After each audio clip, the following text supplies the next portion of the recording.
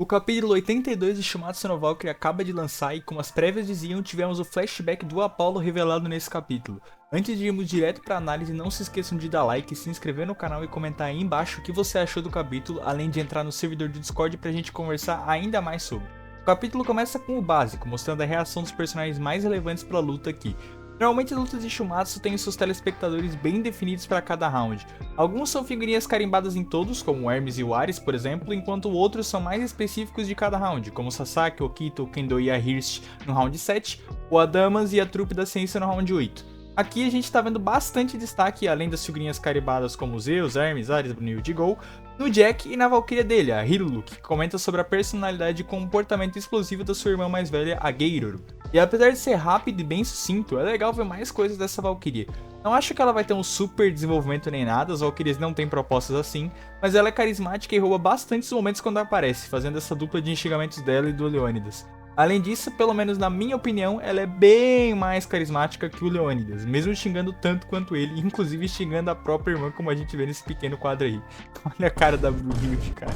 Voltamos pra arena então e vemos toda a plateia pasmo ver a cicatriz na cara do Apollo, um dos piores, se não o pior ferimento de todo o mangá até agora. O golpe foi tão forte que o Apollo tem até dificuldade de se levantar de primeira, o que mostra que a resistência do Apollo não é muito alta e que, principalmente, a força do Leônidas é gigantesca. Além disso, dá pra ver aí um aspecto de talvez piedade do Leônidas, dizendo que pro Apollo não se levantar, pois as pessoas irão ver o seu rosto, o que é bem interessante.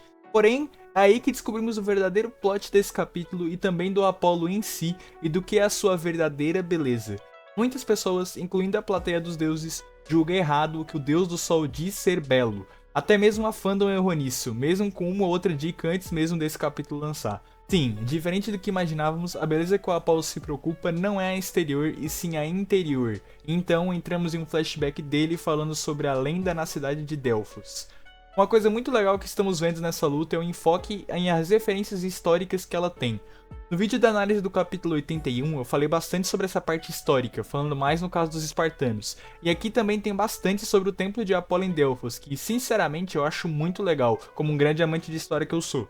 Não vou tomar muito tempo da análise aqui, mas basicamente as escrituras que vimos no capítulo, Conheça-te a ti mesmo, é sim real e é uma das várias escrituras do templo de Delfos na entrada. Inclusive ela ficou bem famosa porque o Sócrates a usa para os seus ensinamentos, que tem tudo a ver com a filosofia do Apolo.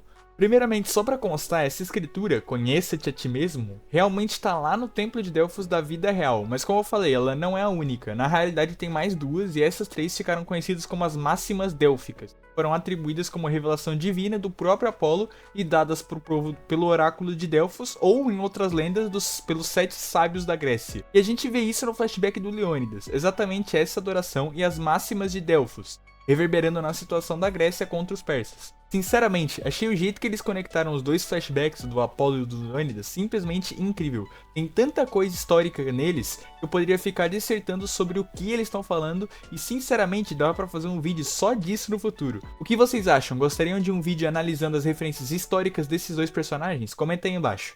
Enfim, saindo aqui da minha nerdice histórica e voltando ao capítulo, vemos que essa frase foi interpretada errada pelos cidadãos de Delfos, o que explica porque os sacerdotes lá do flashback do Leônidas diziam que o Apolo era sagrado e que as suas ordens não podiam ser rompidas e etc, etc. No final, estamos descobrindo que, assim como as palavras do próprio Apolo que foram escritas na entrada do seu templo, toda essa confusão e intriga entre o Apolo e o Leônidas não foi nada mais que um puta de um mal entendido. Vemos aqui mais uma vez essa representação da estátua do Apolo, que já apareceu na primeira aparição dele no mangá e no flashback do Leônidas, e esse recurso que o mangá usa como que ele usa várias vezes, como no flashback do Lubu. Então seguimos com o conto da Piton, ou Python, chame como quiser.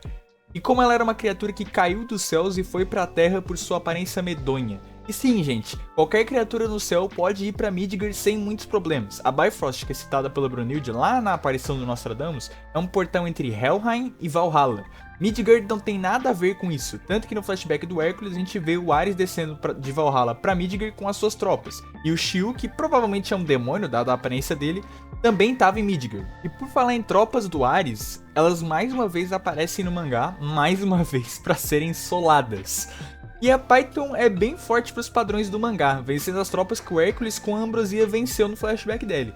Lembrem-se, o Hércules era do nível do Ares naquele flashback, um pouco mais forte, mas semelhante. O Hércules que luta com o Jack no Ragnarok é bem mais forte, o próprio Ares admite isso. Porém, para se equiparar alguém com a Ambrosia, a Python já demonstrou bastante coisa e até que é bem forte, mas não tão forte quanto o Apollo, que acaba com ela facilmente.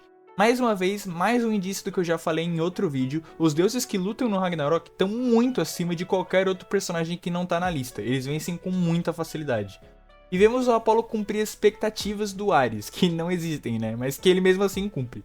O Apollo tem essa característica que a gente já tinha discutido na última análise de cumprir a expectativa dos outros, e eu tô gostando muito como o Apollo tá se revelando, e nesse capítulo me confirmou que ele é de fato um personagem único, bem longe de ser o Poseidon 2 que muita gente achava que ele era. O Apollo se denomina como poderoso, mas não de maneira arrogante, e sim de maneira confiante, como ele sempre fez em todos os momentos que a gente viu ele. Então vamos à sequência da luta de Apollo e Python, e aqui fica dois questionamentos. O Apollo não usou os fios de Ártemis porque não quis ou porque ele não tinha na época? Bom, ele provavelmente não precisou, mas ainda assim é curioso. Na entrada dele na luta, o Heimdall cita que ele venceu a serpente Python com um arco de prata, sendo que é mostrado que ele venceu na porrada mesmo. E aí, é um furo de roteiro ou é simplesmente mais um erro de interpretação das lendas de Delfos? Então chegamos na parte mais importante do capítulo. Abre aspas pro Apollo.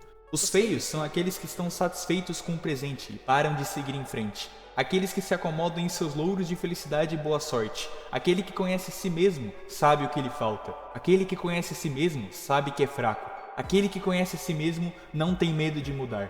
Aquele que conhece a si mesmo deve se orgulhar de sua beleza. Cara, que sensacional esse plot do Apollo. É um misto de história, da filosofia de autoconhecimento do Sócrates, com um pouco da ideologia de avanço do Tesla. Achei incrível isso que fizeram com a ideologia e a personalidade do Apollo. Combina e casa com tudo que a gente viu aqui até agora. Simplesmente incrível. E Apollo dá então uma de psicólogo pro Python, ensinando a ele a sua ideologia e mudando seu pensamento quanto à sua forma feia. O capítulo também mostra um pouco de quem era o Apollo antes de ser o deus belo e brilhante que a gente conhece, um deus medíocre que não se equiparava aos outros deuses gregos. Vemos aí esse moralzinho com todos os deuses gregos relevantes da história, sim, eu tô excluindo a Afrodite. E vemos que, diferente deles, o Apollo conquistou todos os seus títulos como deus com puro esforço e treinamento, o que faz com que nós, leitores, tenhamos bem mais simpatia com ele. Normalmente é mais fácil você simpatizar com personagens que são esforçados, e o Apollo é exatamente o caso. Eu só achei engraçado que o Apollo não é o único deus grego aí que era puro esforço, né? O Hércules também se encaixa nesse caso, mas enfim, se a gente fosse ser criterioso, todos os outros provavelmente nasceram com a força que eles têm, e apesar de terem sido desenvolvidos com o passar da vida, não se esforçaram tanto quanto provavelmente o Apollo e o Hércules. Ah, e só pra constar, vi algumas pessoas dizendo que por esse mural daria pra dizer que o Apollo é mais jovem que o Hércules, mas não, isso é completamente impossível. Além do Apollo ter lutado na gigantomaquia e o Hércules, pelo que dá a entender, não, o mangá diz nesse capítulo mesmo que essa história do Apollo e Python acontece na era que os deuses e os humanos ainda eram próximos. E essa era acaba justamente quando o Hércules ascende aos céus como um deus. Isso é mostrado no flashback dele. Ou seja, quando Hércules ascendeu aos céus, o Apollo já era um dos 12 olimpianos. Vemos então um quadro de estátua dos deuses gregos, e finalmente vemos a estátua do Apollo da vida real, não com a aparência do mangá, mas com a aparência da vida real mesmo. Essa estátua existe, aliás, e não só essa, eu consigo reconhecer algumas outras estátuas aí. Temos o Poseidon, Atena ali atrás, Hades aqui na frente com os Cerberus, Zeus, Afrodite lá atrás, o Hércules aqui com a Clava ou Vágira, sei lá, qualquer representação que o mangá quis pegar, mas enfim, tem vários aí. Eu não reconheço todas as estátuas, então se tem alguém aí que reconheceu alguma além dessas, ou acha que eu errei em algum reconhecimento de estátua aqui, coloca aí embaixo nos comentários, tá bom? O Apollo então convence e conversa com a Python, inclusive soltando várias frases filosóficas, não à toa que ele é deus da filosofia, ele medita abaixo da cachoeira que nem o Buda e tudo, é muito massa. Então o Python é convencido e o Apollo volta aos céus, com a serpente se tornando a protetora de Delfos e aquele que talhou a mensagem do Apollo, Gnote Salton, conheça-te a ti mesmo. É passada de geração em geração como a palavra de Apollo, apesar de mal compreendida. Voltamos para a luta e a alma de Apollo ferve com a batalha. Suas palavras surpreendem o Leônidas, que claramente está começando a tomar um respeitinho pelo Apollo, mesmo que ainda o xingue de mil maneiras e diga que vai matar e acabar com ele. O Apollo, como um verdadeiro Shed, proclama para o mais poderoso rei de Esparta que eles, com todo o seu coração, queimem as suas almas nessa fervorosa batalha. Não sei vocês, mas eu adorei esse flashback do Apollo. Não sei se ele entra como um dos meus favoritos do mangá, porque tem alguns que são muito bons mesmo. mas definitivamente ele cumpre seu papel e me fez gostar demais do Apollo. Eu torço pro Leônidas nessa luta, pois eu torço pros humanos quase sempre, porém pra mim é inegável que o Apollo é um personagem muito mais interessante até aqui, e o flashback dele mostra pra ele um plot muito intrigante. Na realidade, esses dois, Apollo e Leônidas, são bem parecidos, sempre seguindo em frente, sempre com suas cabeças erguidas. A luta que antes parecia ser uma dicotomia entre o deus e o humano se revela como uma luta entre personagens que são, querendo ou não, muito parecidos. Eu gostei muito do capítulo 82, queria falar muito mais sobre ele, mas eu vou deixar a análise por aqui. E você, gostou do capítulo? Gostou do Apollo? Qual é? Até o Leônidas tá começando a gostar do Apollo, não é você que vai ficar de birra aí, né? Comenta aí embaixo qual é a sua opinião sobre o capítulo, agradeço por assistir até aqui e até mais. Para tudo aí! Ah, rapidinho.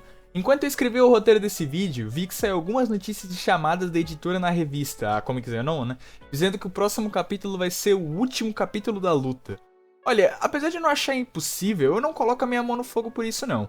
No round 8 entre o Tesla e o Bell, tivemos uma chamada do mangá dizendo que o capítulo 75 finalizaria a luta, e como a gente viu, ela não finalizou, quem finalizou a luta foi o capítulo 76. No round 6 entre o Buda e o Rajun, tinha sido anunciado que o capítulo 52 finalizaria a luta, e não foi, só foi acabar no capítulo 54. A editora publica isso com base no que os autores falam que vai ser o próximo capítulo, mas no meio da produção dele, eles podem muito bem optar por mudar e não acabar a luta agora. Ela acabar agora faria ela uma das lutas mais curtas do mangá, junto com os 3 primeiros rounds, né? O Lubu e Thor, Adão e Zeus e Sasaki e Poseidon. E provavelmente uma das com menos porradaria entre todas, mesmo que esse último capítulo tenha sim bastante luta. De fato, eu acho que a luta tá se guiando pro final, mas eu ainda postaria em um outro flashback pro Leônidas, mostrando mais dos seus motivos para ele crer no que ele crê, e uma ligação entre Apollo e Leônidas se respeitando, e pra isso, meu amigo, vai precisar de mais do que só um capítulo. Enfim, é isso, tá feito esse disclaimer sobre a notícia e agora sim, até mais e falou!